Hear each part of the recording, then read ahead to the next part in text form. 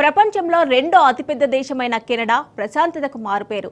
గత కొన్నేళ్లుగా అమెరికా కంటే కెనడానే భారతీయ విద్యార్థుల డెస్టినేషన్గా మారింది. విద్యార్థులే కాదు, ఉద్యోగార్థులకు కెనడానే కేంద్రమైంది. అయితే ఖలిస్తానీలకు ట్రూడో పాలన మద్దతు ఇవ్వడంతో ఆ దేశంలో పరిస్థితులు గాడితప్పాయి. నిరుద్యోగం రోజురోజుకు పెరిగిపోతుంది. ఈ ప్రభావం ప్రధానంగా భారతీయ విద్యార్థులపైనే ఎక్కువగా పడుతోంది. పార్ట్ టైం జాబ్స్ దొరకక కష్టంగా మారిపోయింది.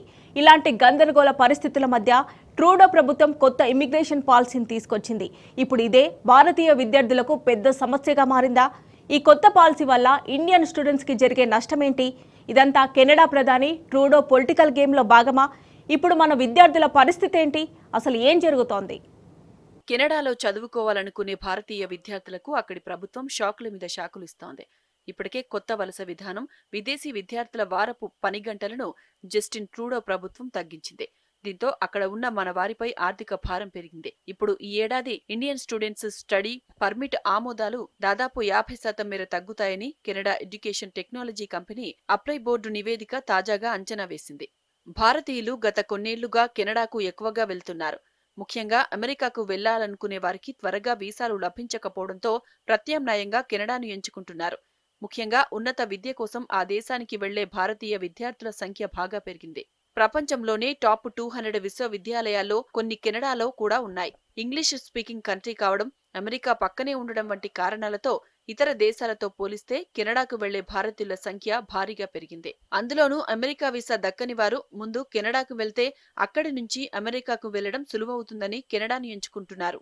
అయితే ఈ వలసలు ఇటీవల కాలంలో ఎక్కువ కావడం, కొన్ని చోట్ల కెనడియన్ల కంటే ఎక్కువ సంఖ్యలో విదేశీయులు ఉండడం వంటివి తలెత్తాయి.